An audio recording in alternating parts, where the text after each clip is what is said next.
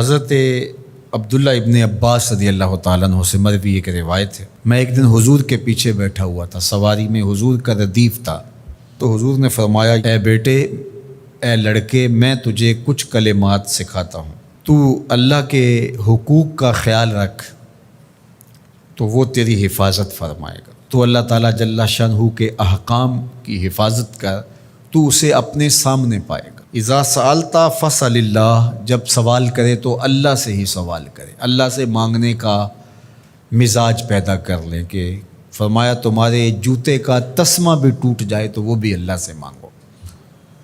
ضرور بازار میں جاؤ دکاندار سے، لیکن حقیقی طلب اللہ سے ہونی چاہیے۔ بات بات پہ اللہ سے سوال کرو، بڑی سے بڑی چیز بھی اس سے مانگو، چھوٹی سے چھوٹی چیز بھی اسی سے طلب کرو۔ ہماری ساری ضرورتوں کا کفیل ہمارا رب، ہمارا مالک ہے۔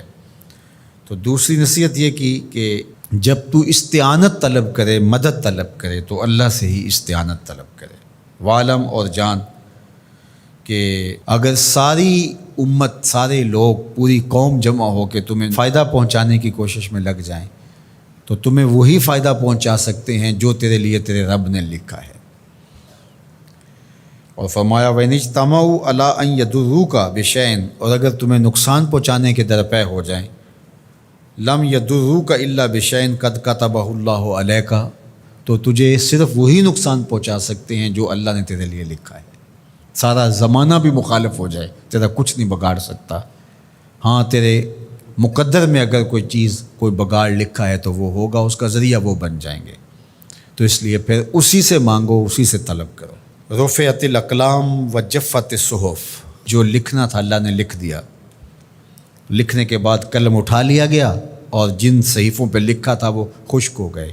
اب کتابیں بند ہیں، تو اس لیے اس نے تیرے لیے جو لکھا ہے وہ ہو کے رہے گا، تو خام خواہ لوگوں سے ڈرنے کی ضرورت نہیں ہے، اور تیرا فائدہ، تیرا نقصان اسی کے دستے قدرت میں ہے، تو اسی سے طلب کر، اسی سے مانگ۔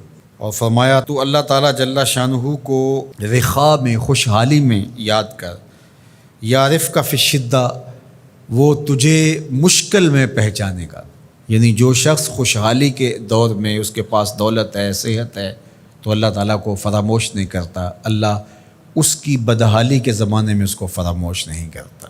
وعلم، اور جان، ان النصر مع الصبر، کہ جو مدد ہے وہ صبر کے ساتھ آتی ہے۔ وان الفرج مع الکرب، اور کشادگی جو ہے وہ مشکل کے ساتھ آتی ہے۔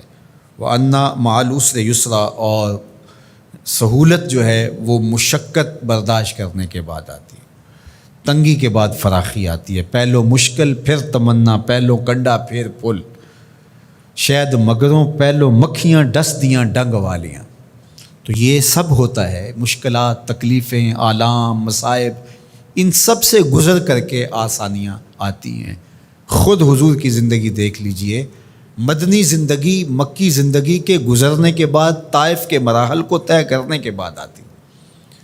تو ہم ڈائریکٹ اگر چاہیں مکی زندگی کو اختیار کیے بغیر اور طائف کی مشکلات اور سنگلاخ راستوں سے گزرے بغیر مدنی برکتیں حاصل کرنا، تو وہ نہیں پا سکتے۔